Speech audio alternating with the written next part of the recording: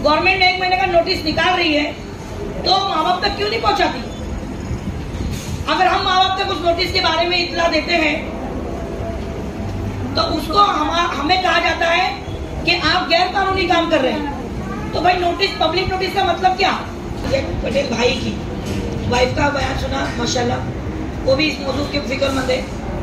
मैं आप लोगों को यहाँ पर बयान करने नहीं आई हूँ, आपको प्रैक्टिकली जो मैंने काम किए हैं उस बारे में बताने आई हूँ। और आप लोग ऐसी किसी भी बात से अंदर जूझ रहे हैं या कोई आपके मन में सवाल है या कुछ आपको तकलीफ है तो आप मुझसे शेयर कर सकते हैं, या कोई ऐसी बात जो आपके पास यानी आप नहीं समझ पा रहे कि इसके आगे क्या होना चाहिए, क्या करना चाहिए, आप मुझसे पूछ सकते हैं।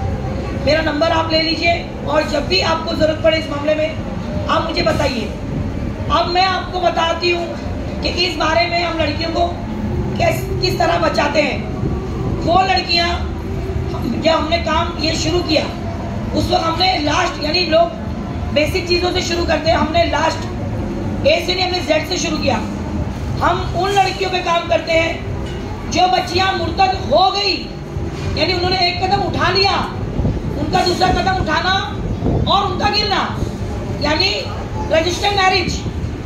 जो लड़कियां गैर मजहबी लड़कों के साथ रजिस्टर्ड मैरिज, उसका एक नियम है स्पेशल मैरिज के एक्ट से, जिसमें गैर मुस्लिम लड़के से गैर मुस्लिम लड़की क्या हर दो जात वाले शादी की उसमें परमिशन है और उनको जो फैसिलिटी है वो भी है। 1 महीने का उसमें नोटिस लगता है। जो वो लड़की अपने माँ बाप से छुपा कर करती है, आप मुझे बताओ छुपा कर किया अमल जायज़ है? गवर्नमेंट 1 महीने का नोटिस निकाल रही है तो माँ बाप तक क्यों नहीं पहुंचाती? अगर हम माँ बाप तक उस नोटिस के बारे में इत्तला देते हैं तो उसको हमें कहा जाता है कि आप गैर कानूनी काम कर रहे हैं। तो भाई नोटिस, पब्लिक नोटिस का मतलब क्या? आप मुझे बताओ पब्लिक नोटिस का मतलब क्या? पब्लिक तक पहुंचे, पब्लिक को पता हो, यानी उसके घर वालों तक बात जाए और वो अगर ऑब्जेक्शन लेना चाहते हैं तो ऑब्जेक्शन ले सकती है माँ बाप, लेकिन उन तक बात जाएगी तो ऑब्जेक्शन लेंगे ना, माँ बाप तक बात जाती ही नहीं। और ये लोग अंदर के अंदर ही नोटिस बोर्ड लगा के खत्म कर देते मामला, ऑनलाइन छोड़ देते। कौन माँ बाप ऑनलाइन चेक करेंगे मेरी बेटी ने रजिस्टर मैरिज को डाली या नहीं डाली? कोई माँ बाप चेक करेंगे? इतना बेवकूफ बनाया जा रहा है हमारी मुसलमान कौम को। इनके लोग अंदर जाके सारी इंफॉर्मेशन लेके अपनी बच्चियों को बचा रहे हैं, पर हमको इजाजत नहीं है। हम मुदाखिलत कर रहे हैं बोलते, हम गवर्नमेंट के काम में दखल दे रहे हैं। दखल कैसे हुआ? आपने हमारे इस्लाम में दखल दिया, हमारे दीन के मामले में दखल दिया, जबकि आपने हमको इंडियन कानून के हिसाब से हमको मुस्लिम पर्सनल वोट बना के दिया है।